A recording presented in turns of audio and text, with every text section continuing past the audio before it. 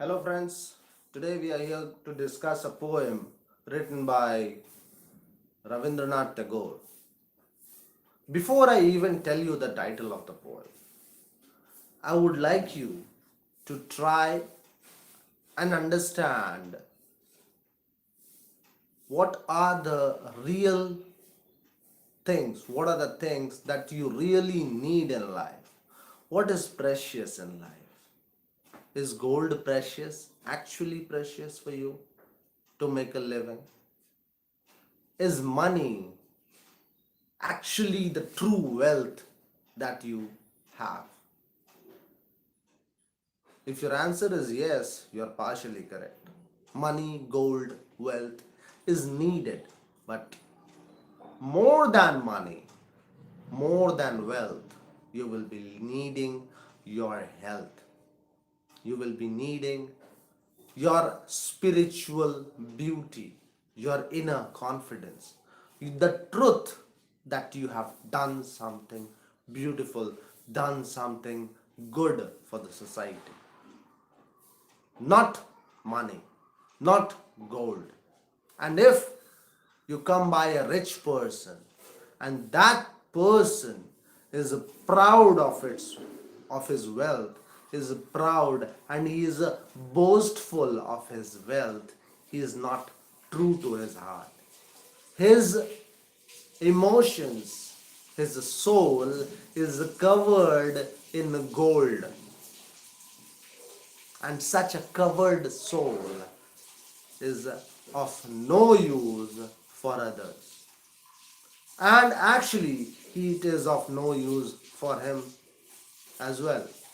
Imagine a rich person stranded in a desert. Imagine a rich person stranded in a desert. Stranded, Stranded. Try to find the meaning in the dictionary. Imagine a person stuck in a desert and there is no one living around. At that time, will that rich person look for gold, or which will that rich person try to look for water, for food, for the shade of a tree? So there are more precious things in life than gold, than wealth. This is the gist of the poem. In this poem, there is a great teacher. Sorry. There is a great teacher named Govinda. He was the disciple of Lord Buddha, Gautam Buddha, and he himself attained great fame, and he was reading some books, some scriptures, written material, some manuscripts on the bank of a river, Yamuna. To him came a person named Raghunath. It is said that Raghunath became his disciple later. This person, Raghunath, was very rich and was very proud of his wealth. He offers two bangles to Govinda and says that this wealth, my wealth, is yours. He offers it as a gift. Such gifts were of no use to Govinda. What happens? He takes one of the bangles and playfully twirls it, revolves it, rotates in a very speedy motion in his fingers. And due to that twirling motion, that bangle flew into the river. That bangle just was thrown into the river, slipped into the river. And then what happened, we will know through the poem. This poem has a very simple language because it is a translated one from Bangla to English. From Bengali to English, this has been translated. And so, the language is very simple and people will be able to understand it very clearly. So, this was an introduction to the poem. Let's read the poem first before even explaining the poem. The name of the poem is Govinda's Disciple. It has been written by Rabindranath Tagore. Far below flowed the Jamuna, swift and clear. Above frowned the jutting bank. Hills dark with the woods and scarred with the torrents were gathered around. Govinda, the great teacher, sat on the rock reading scriptures. When Raghunath, a disciple, proud of his wealth, came and bowed to him and said, I have brought my poor wealth, unworthy of thy acceptance. Thus saying, he displayed before the teacher a pair of gold bangles studded with costly stones. The master took up one of them, twirling it round his finger, and the diamonds darted shafts of light. Suddenly it slipped from his hand and rolled down the bank into the water. Raghunath jumped into the water.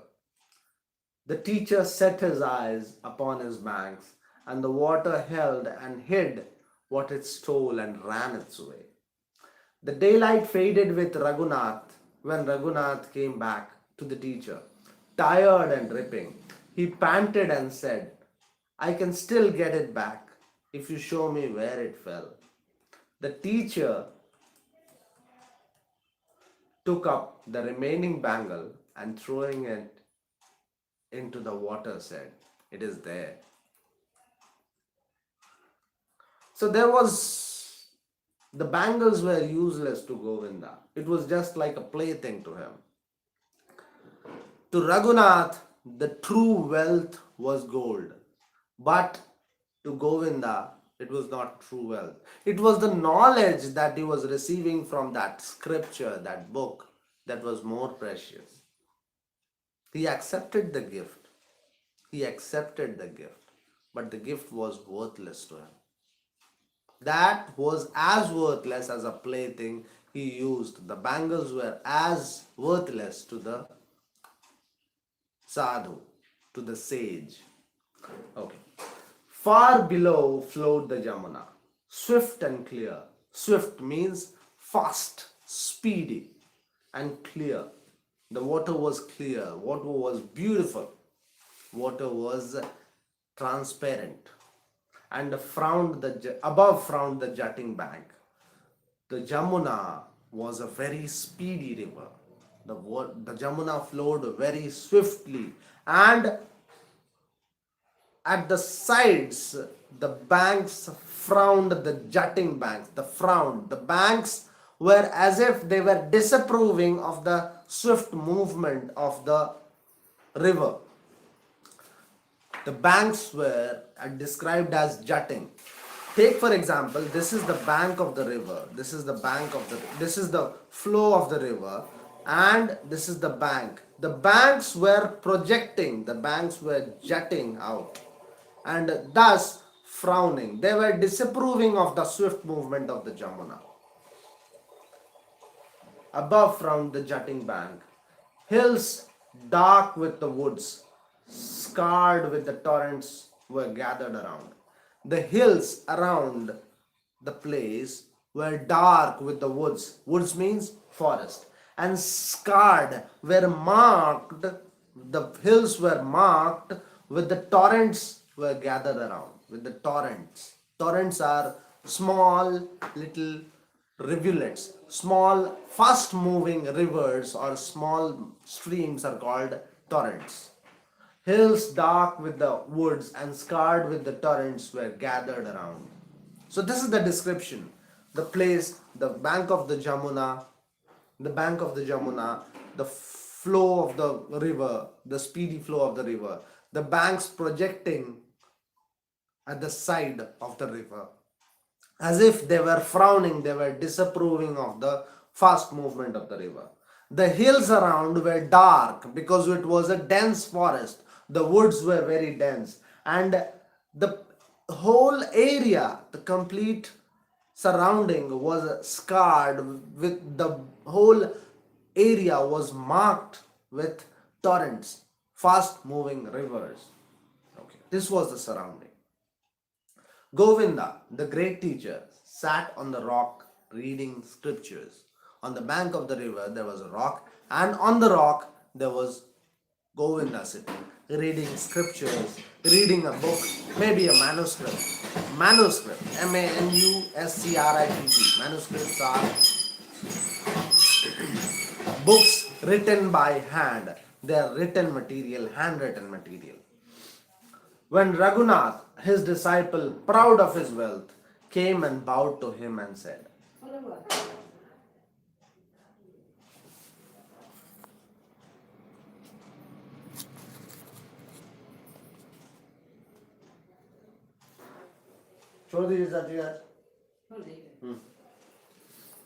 proud of its wealth, sorry for the disturbance. I have brought my. When Raghunath, his disciple, proud of his wealth, came and bowed to him and said, I have brought my wealth, poor wealth, unworthy of thy acceptance. I have brought my wealth. He is stressing on the point, my poor wealth. He is making a humane statement that his wealth is poor, unworthy of thy acceptance. Thy, thy. Thy is the archaic form, the old form of your. You must have heard about Old English, the Shakespearean English, the archaic English, Archaic, archaic English, the Old English, the British Old English.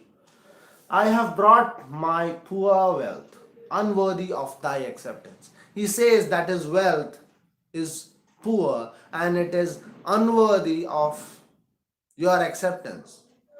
True, very true. But does Raghunath actually mean it? No, he does not. He thinks that he is giving something very valuable to Govinda, to the teacher, the great teacher.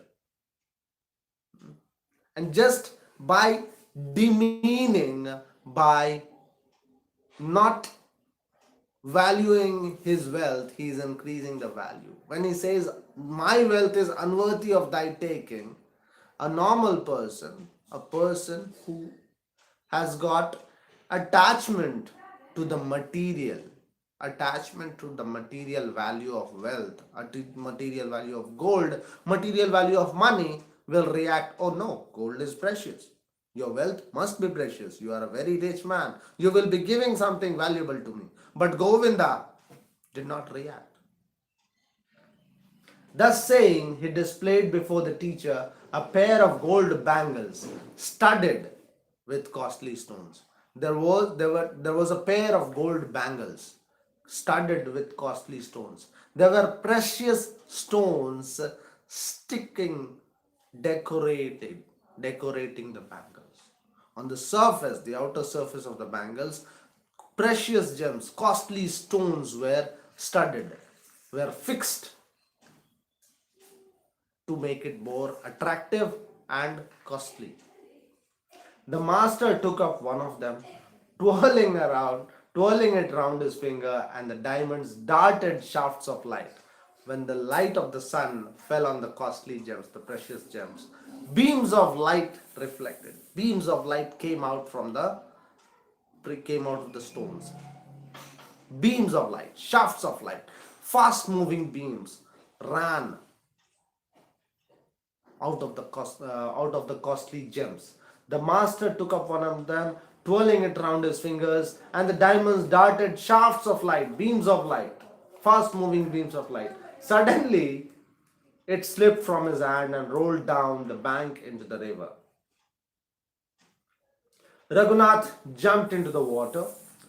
The teacher set his eyes upon his book again. He understood that Raghunath actually does not believe that the bangles were priceless, the bangles were valueless. Actually, Raghunath was very proud of his wealth.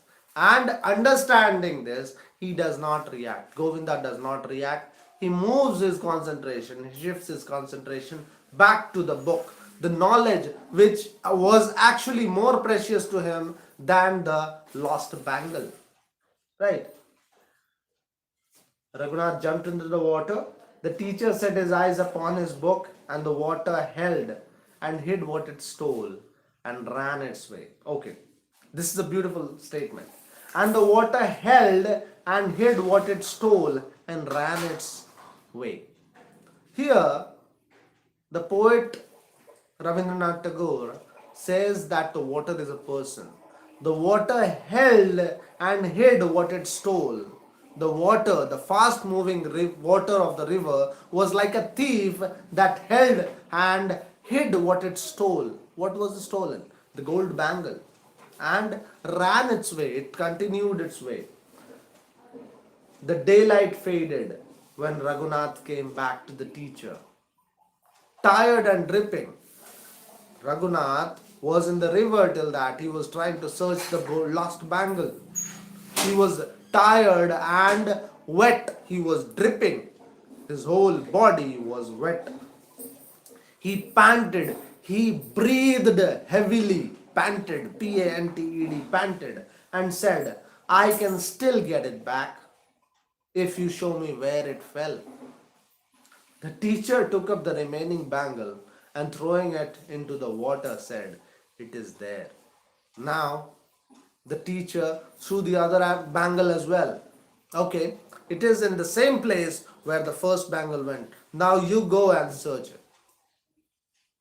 The bangles which you have given to me is not of any price to me. It is not of any worth to me. You said that your wealth is unworthy of my taking. River Yamuna has taken it, not me. Now you, if you want to get it back, it is there. Go and get your bangles.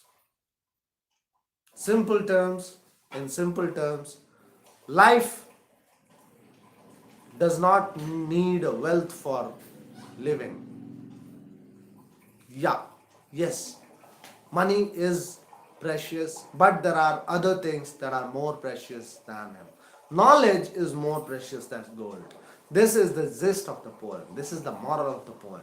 Knowledge is more precious than gold itself. I hope you enjoyed the explanations, and I would like you to make notes. If you do not understand a point, repeat the video again, try to find out the meaning. If not, research more, send your doubts, write comments, please like and share. Bye bye.